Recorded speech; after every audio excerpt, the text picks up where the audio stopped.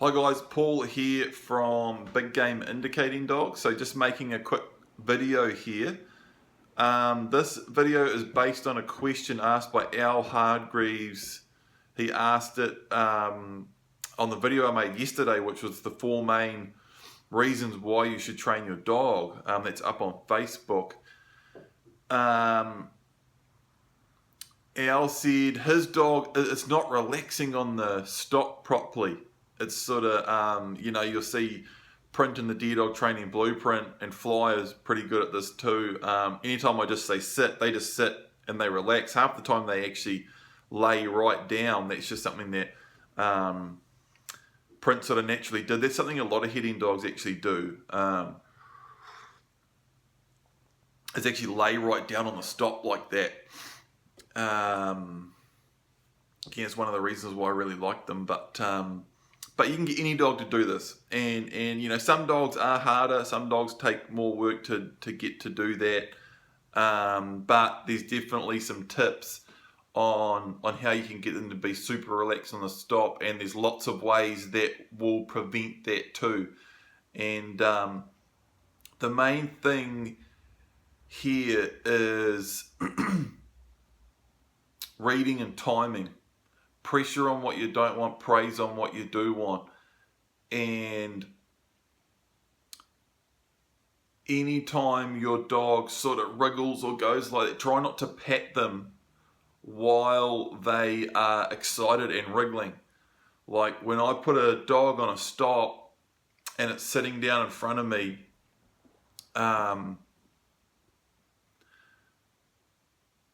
if I reach forward to pet it, reaching forward, if instead of just sitting there nicely and calmly, if it sits nice and calmly, then I pet it, and as long as it stays nice and calm, I'll pet it.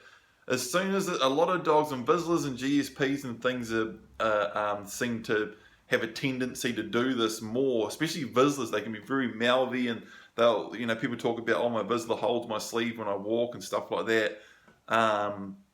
Any pup or dog can be mouthy like that, but Vizslas can do it more. GSPs can be a bit more excitable, higher energy.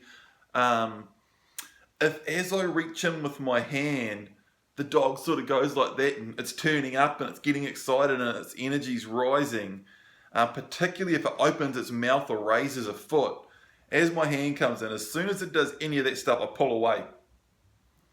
So, and because pressure on what you don't want, praise on what you do want. And the timing of the application and releasing of the pressure and praise is very important. I'll say that again because I sort of muffed it up. The timing of the application and releasing of the pressure and praise is very important. So if you've watched the blueprint, you've seen us talk about pressure and praise. If you watch my free videos, you've seen me talk about that a lot too. Pressure and praise is pressure on what you don't want. Might be stepping forward, hand out, going for your stop command. You might push their bum down. You might give them a check on the long line. Command of disapproval, stepping into their space, body language, sit down type of thing. That's application. Praise is pretty simple. It's good dog, stepping in, giving them a pat, good dog. So that's applying pressure and praise. It's cut it out, sit down, good dog. That's applying it. Releasing it is both just as important, and the timing of the releasing of the pressure and praise is just as important.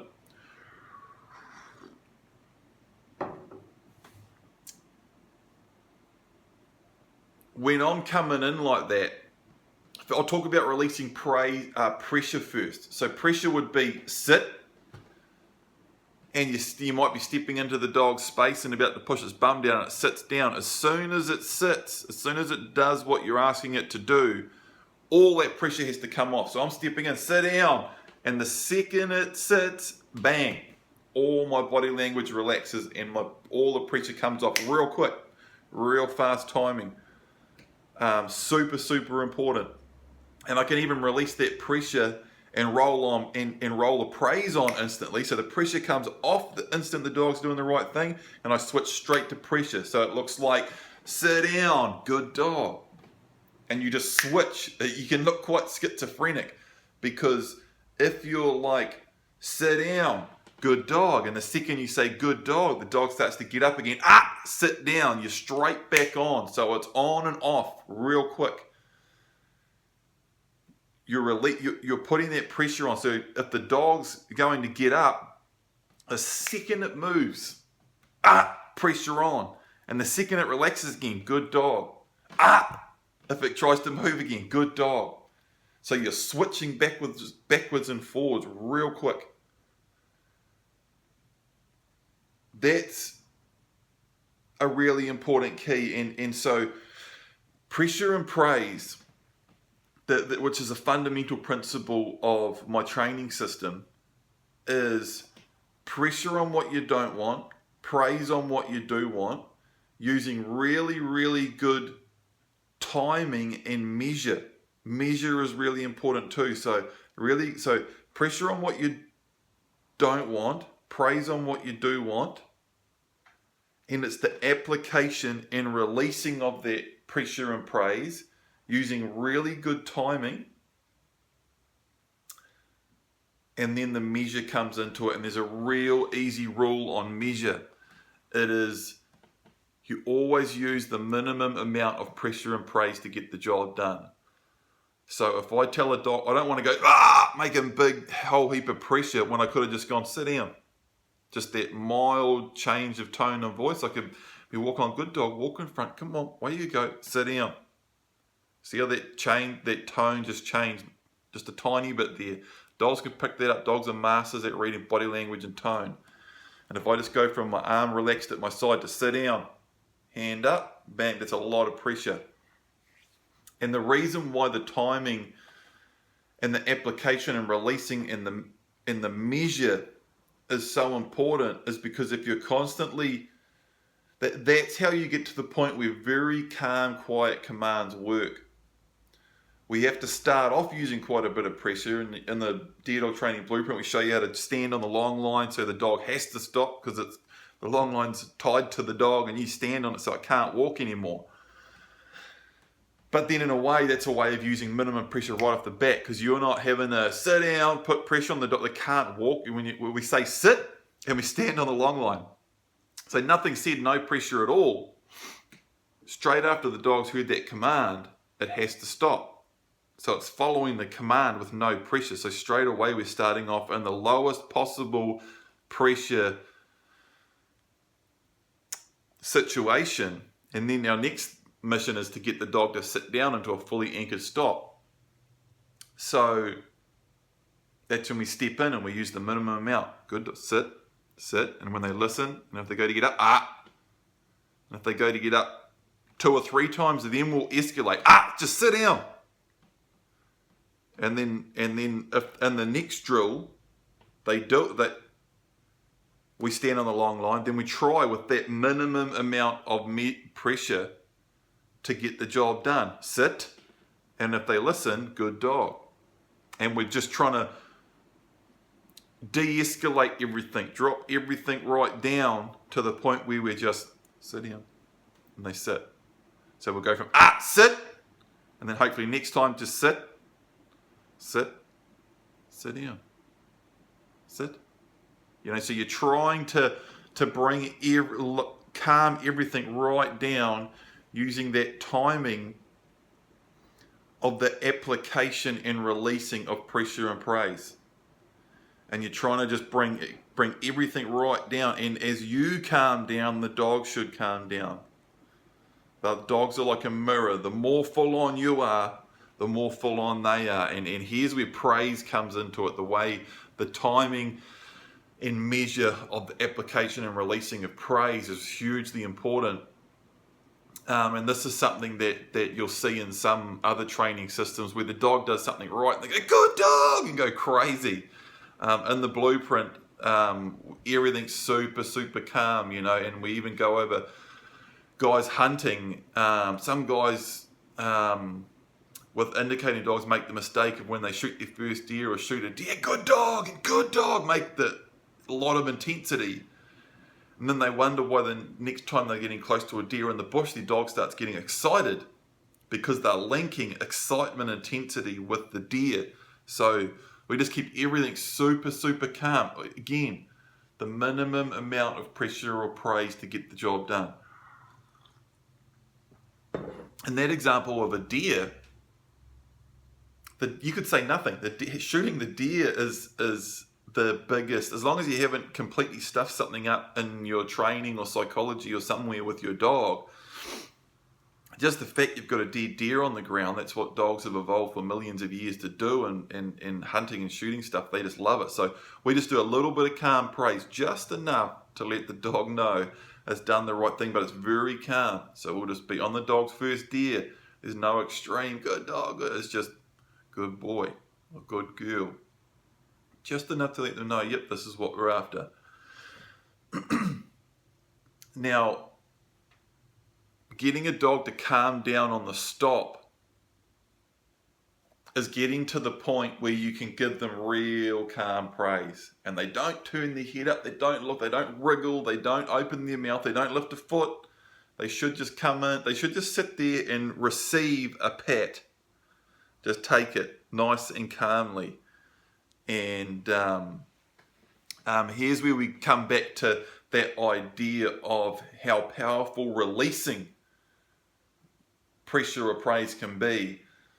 And this is the best way to communicate this to a dog. It's not, sometimes you can put pressure on it when the dog's, obviously if it gets right up off the stop, you can put pressure on it. But if it's wriggling and pissing around, it's kind of doing the right thing. And it's difficult to get a real opportunity to put pressure on it because it's sitting, it's doing what you've asked it to do, but it's just not doing it right because it's excited and wriggling. So the best way to communicate this idea to the dog without putting pressure on it while it's doing something that you want it to do is by releasing praise and using perfect timing of it and releasing praise on very subtle behavior patterns. So, for example, sit, the dog sits, you want to praise it, and as you reach in, even if the dog has got a habit of like licking my hand as it comes in and then it starts wriggling, as I come in, the second it turns its head, I pull away. Good dog, bang. The second it goes to do something that is even leaning towards excitement or anything that deviates away from just sitting relaxed receiving the pat. Shit, I had another big one there.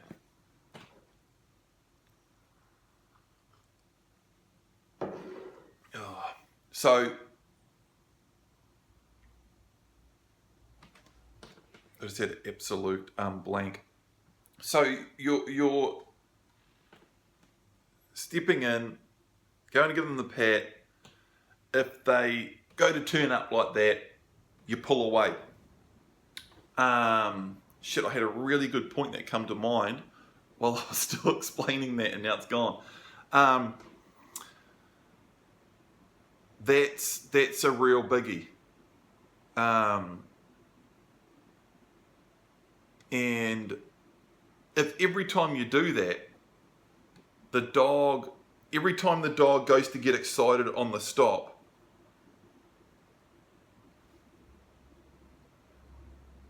you pull away, and then you try again, and then you reach back in, and if it goes to do it, pull away. So you're marking the fact that you don't want it to do that by releasing the praise. Even though you haven't got there, the dog knows, okay, good dog, coming in, goes to do something excited, you pull away. And then you try again, goes to do it, pull away. And then eventually it'll get it. It'll sort of go like that. And every time it goes to turn or lift a foot or wriggle, you pull away, it'll eventually stay still, and you can actually see it. I just had the thought come back. Correcting the thought. That's, that was the idea. Huge deal. Correcting the thought. So as soon as that's what you're trying to do here. That's what you're doing here. You're reaching in, good dog, and you're watching for the moment the dog has the thought of, I'm getting praise. It's exciting. And the second that you see that, you pull away. You're watching and reading the moment where the dog has the thought of getting excited, and you are releasing the praise off that. You just switch it off. So you're marking that thought by pulling away from giving that praise, switching the praise off right when the dog has that thought of getting excited. And you can do this. You can do it like 3-4 times in a row. Tell the dog to sit down. The dog sits down and it's just sitting there looking around. You go to step in to give it a pat. As you step in, it's, oh, I'm getting a pat. The second you see anything, step back until the dog goes back to, okay, I'm just sitting here now. This sucks. Go to step back in again. The second it tightens up, step back. I have a saying with dogs. Doing something once means nothing. Doing something twice is easily a coincidence. Doing something 3 times, the dog goes, there's something going on here. And quite often you'll see that third time you do so. If you time it perfectly, and you do it perfectly every time, so sit down. Or nice and calmly, sit down. And the dog sits down. Go to step in to give it a pat. It tightens up, step back. Look away, completely disengaged. Wait till the dog's relaxed. As soon as the dog's relaxed, again, praise on what you do want. As soon as you see the dog relax, go to step back in again. If it tightens up, step back. Disengage, look away, wait for the dog to relax, go to step back in. It tightens up again, step back, straight away, right, perfect timing. Disengage, look away. I guarantee you that 4th time the dog will realise that every time it thinks about getting excited, you just instantly disengage. That's a really important point here too, is disengaging. So I can step back, I can go, good dog, and step back, but as long as I'm still looking at the dog, I'm still engaged, and there's still energy bouncing backwards and forwards between me and the dog. It's completely disengaged. So reaching in to pat the dog, the second I see that thought of getting excited, I'm not just stepping back and dropping my hand and relaxing my body language. I'm just, bang, completely disengaged. No eye contact, turn away. I actually think about something else. I deliberately think about, what am I having for dinner tonight? What am I doing after this? I actually think about something else. Reaching in, completely disengage. You do that 3rd time. And then you go to step in, and now you can correct another thought positively. Instead of disengaging from a negative thought, you can start rewarding a positive thought.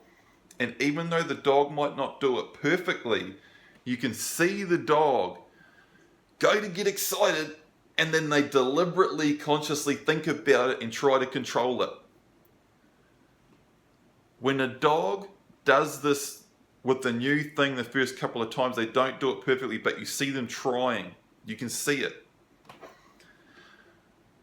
When you see them do that, that's what then you pat them. So they go to get excited, and you go to lean in, and they go to open their mouth, but they think, oh no, he's going to disengage, so they sort of drop their head again, and they're stuck halfway in between trying, and then I pat them, good dog. Then step back, and if anyone that's watched the blueprint knows how the whole stop drill works, move again, maybe try to give them another pat. Good dog, step back, release them, carry on. do another stop drill later on. And the way we do our stop drill in the Dear Dog Training Blueprint is all around. We're not just teaching a dog to stop. That's a hugely important part of it, but the stop command is our foundation of everything. And that whole dynamic of releasing and applying and releasing pressure and praise, and the timing and measure of all of that. And we use eye contact. We don't release the dog until we look at it, but then we look away from it. And that whole, everything that we do there is all about getting your dog nice and calm and relaxed. So that's getting right into some nitty gritty and explaining a lot of that stuff with the timing and reading and correcting the thought and praising the thought and all of that stuff. Huge. Now, there's a few other things on this. So that stuff you can do, like I'm thinking, Al, you can do that one-on-one with your dog while you're training, and you can get all that stuff perfect. But you know, I know, Al, you've got a family, you've got kids, and I'm sure they're pretty bloody onto it with the dog training and all of that, and I'm sure everyone's on board. But I have seen it where this is a huge one, where kids and other people are spending a lot of time with the dog, and the dog gets a lot of praise for being excited. You know, the dog comes home and the kids are there, and the dog comes running up to the kids, and it's super excited, and the kids, oh, you know, good dog, and they're making lots of noise and yelling, and the dog can be jumping up and slobbering on them and wriggling around and all that excitement, and they're getting that. Even if it's not praise, but the kids are engaging with it, you know, or even if the kids are trying to disengage and they're like, no, get away, but they haven't got that tone of cut it out. They haven't got that right tone of the pressure on. Sit, get out of it, outside. If someone can't do that, if it's more the tone of no, stop, get down.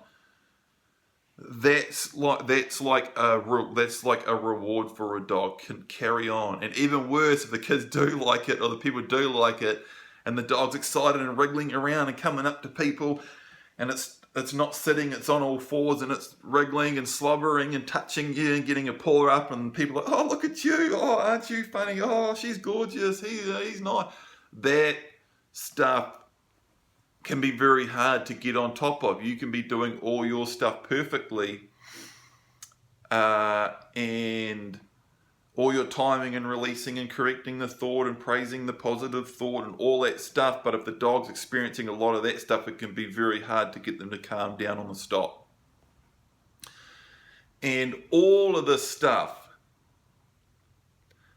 all of this reading and timing and correcting and the thought and everything I've just been talking about rolls over into everything.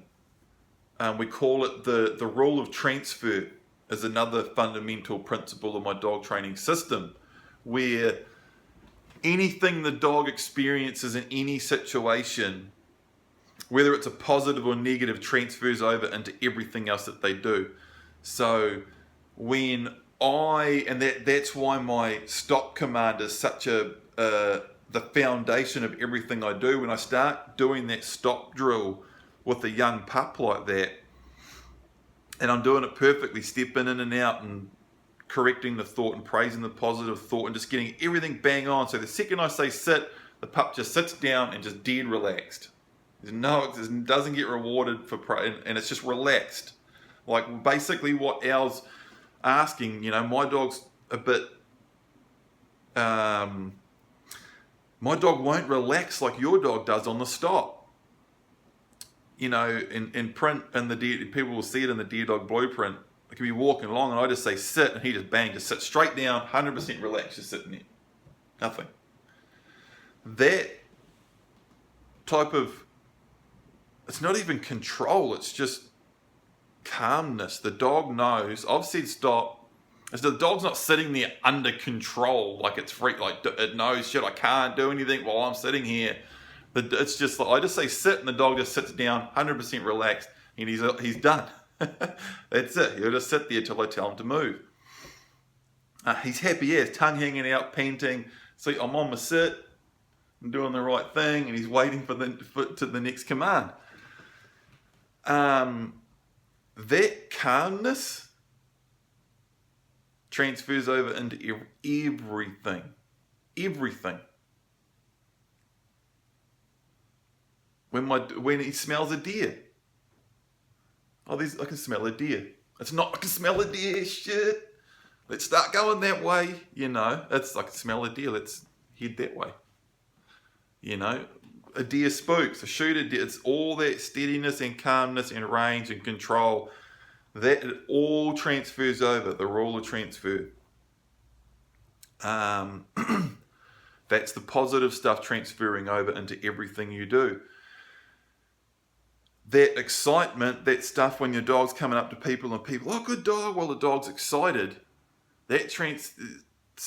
what someone does with your dog all week, kids, family, all of that excitement stuff will transfer straight over to what your dog does when it smells a deer in the bush on the weekend. It just does. So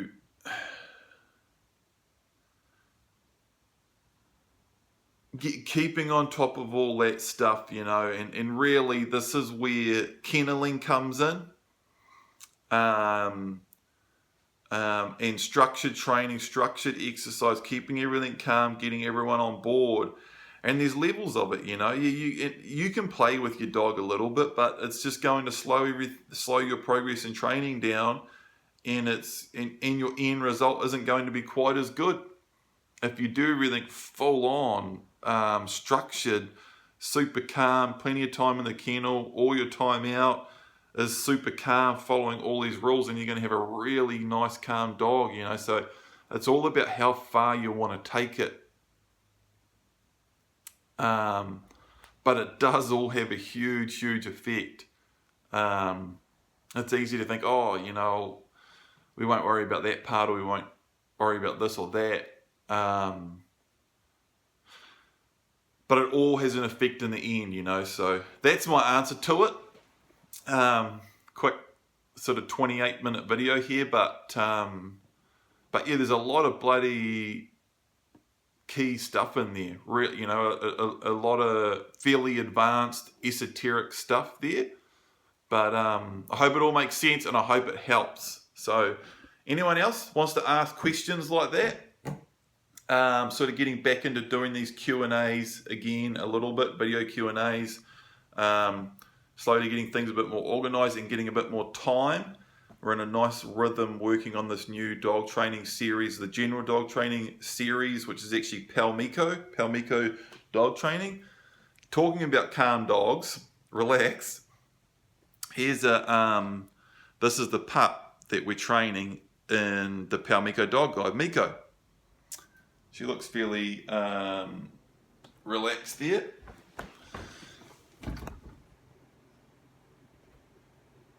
That's young Miko there. Very relaxed, barely even bothering to pay attention. While she's in her crate, because her crate's her chill time. Same thing. Put her in the crate, walk away. She knows that's her chill time. And it's all about, really, that's about that principle of pressure and praise. Pressure on what you don't want.